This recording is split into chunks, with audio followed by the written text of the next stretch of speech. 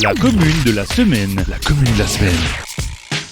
La commune de la semaine fait étape à Aigelsart. Je suis en compagnie du maire Jean-Louis Aebel. Bonjour monsieur le maire. Bonjour Radio Studio 1. Merci de promouvoir un peu les villages du Beacherland. Et aujourd'hui, merci d'être à l'honneur ici à Aigelsart. Merci à vous de nous recevoir dans un des cœurs battants de la commune, la salle du conseil municipal. Mais je crois qu'il y a un autre endroit qui vous tient tout particulièrement à cœur, c'est l'école.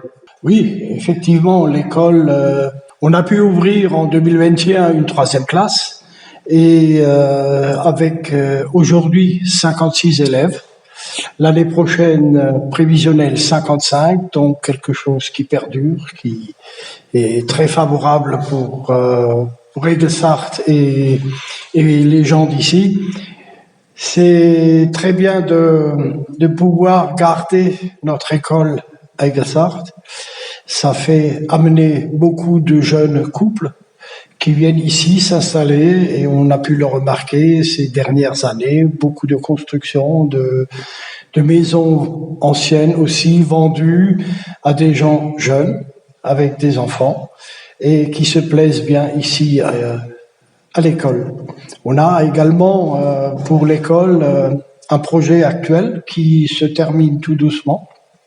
C'est l'école vivante et avec le partenariat du parc naturel Vosges du Nord, que je remercie à cet endroit, qui nous aide et qui nous suit sur une belle réalisation derrière l'école pour faire un peu un jardin intergénérationnel, une placette en dehors de l'école pour faire de l'école du dehors et également pour rejoindre le presbytère, un chemin en pierre et avec un mur en pierre sèche vers le presbytère qu'on est en train de transformer en 3e classe et en périscolaire. Parce que là aussi, il faut mettre tout ça dans les dernières normes.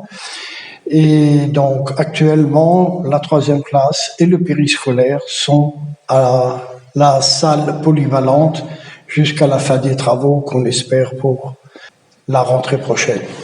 C'est pas toujours évident de mener des projets dans une petite commune parce qu'on vit des dotations, donc forcément c'est pas évident. Et je crois que vous avez un autre projet, donc là il s'agit plus de jeunesse, mais plutôt de fin de vie. Ça fait aussi partie de la vie du côté des cimetières. Effectivement, on n'a absolument plus de place dans le cimetière, donc nous sommes dans le devoir d'agrandir le cimetière. On a des terrains qui sont attenants au cimetière actuel et donc avec Matec, on est en train de monter le projet. La topographie doit être faite incessamment sous peu. Et ensuite, on pourra lancer les différents devis, les différents travaux et les différentes manières de pouvoir réaliser ce projet.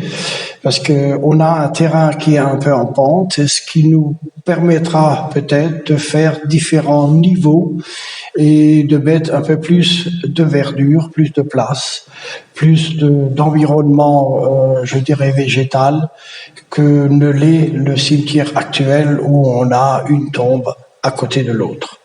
Et puis des travaux à l'horizon 2023. 2023, c'est quasiment demain du côté de Schwitzerlandl, je crois, la petite Suisse. Oui, effectivement, là aussi, on a plusieurs bâtiments, plusieurs maisons qui se sont construites, 5-6 à l'occurrence, et on a une rue qui descend de la rue du Waldeck vers la rue des Chalets.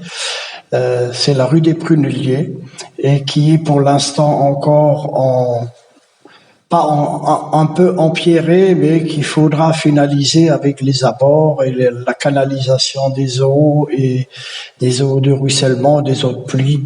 Et tout ça, c'est assez important en niveau financier. Et là, il faut bien qu'on se concerte avec, encore une fois, Matec, qu'on remercie, pour faire les demandes de différentes subventions possibles afin qu'on ait le moins possible à débourser puisque, comme vous l'avez déjà évoqué, nous sommes une commune avec un petit budget.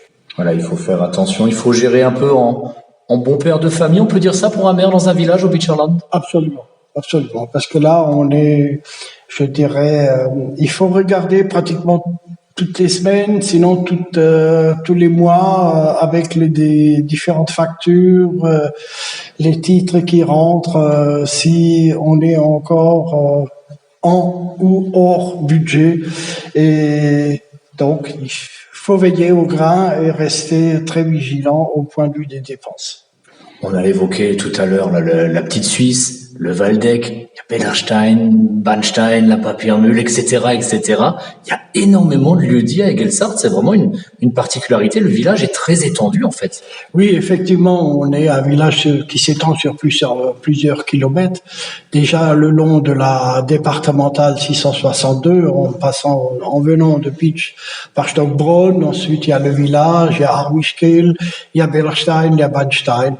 Il faut pas oublier la petite Suisse qui est, je dirais, c'est très peuplé dans les dernières années. Il y a au moins 15-16 habitations qui se sont construites dans les toutes dernières années. Sans oublier le Waldeck, bien sûr, qui est au pied du château du Waldeck. Et aussi le Buckelhans, comme on appelle ça, c'est l'école privée de l'Étoile du Matin. Sans oublier un peu la chapelle Notre-Dame-des-Bois, qui est également sur le banc d'Egelsart, en limitrophe avec la forêt domaniale de Sturzelbronn. Je peux vous dire que je suis le trésorier des amis de la chapelle et bien, il faut veiller à être pratiquement tous les jours à la chapelle, regarder que tout se passe bien. Et il y a beaucoup de monde qui vient dans ce lieu. C'est un arbre de paix, un arbre de prière, et on peut se recueillir dans un calme parfait. Oui, puis il faut forcément des bénévoles pour s'occuper de ça. Et j'imagine que le bénévolat, le monde associatif en tant que maire, c'est aussi quelque chose qui vous tient à cœur.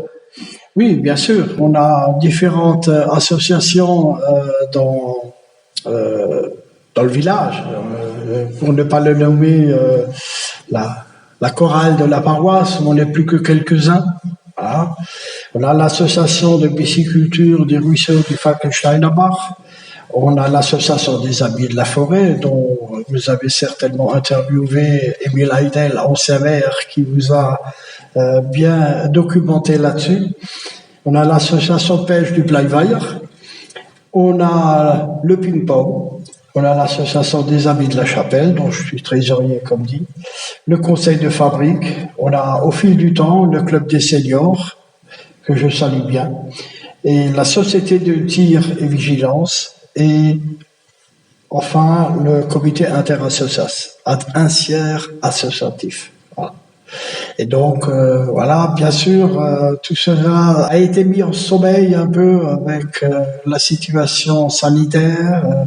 Ça a un peu du mal à redémarrer, mais on espère que dans les prochains temps, les bénévoles seront de nouveau parmi nous pour faire quelques festivités. Je crois que vous êtes également, comme votre prédécesseur, un amoureux de l'environnement d'Egelsart, un amoureux de la forêt, du patrimoine qui s'y trouve. Est-ce que vous avez un endroit comme ça que vous conseillez tout particulièrement aux auditrices et auditeurs, peut-être un endroit de randonnée, de promenade? C'est dur de choisir, le banc communal est vaste, mais vous avez peut-être un petit coup de cœur à nous faire partager? Oui, effectivement, je dirais le château du Waldeck est un des châteaux les plus prisés par les promeneurs et ceux qui le visitent, je dirais, dans le secteur. Mais il y a aussi beaucoup de rochers sur les montagnes aux alentours. On est en plein cœur des Vosges du Nord. Et on a aussi beaucoup de flore rares qu'on trouve plus tellement dans d'autres secteurs, parce que c'est aussi un peu une préservation de cette forêt. Et comme dit, il y a des rochers, il y en a pratiquement sur chaque hauteur, on a des rochers. À ce niveau-là, il y a beaucoup de promeneurs qui viennent du Foire-Berry demander où est-ce qu'ils peuvent aller, où est-ce qu'ils peuvent voir quelque chose qui les intéresse.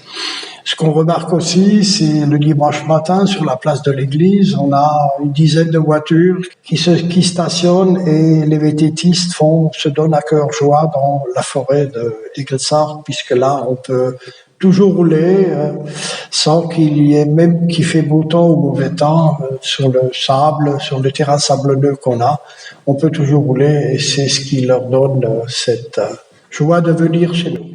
Eglsard, c'est une commune à découvrir ou redécouvrir. Merci beaucoup, Monsieur Heibel. Je vous en prie. Merci à vous.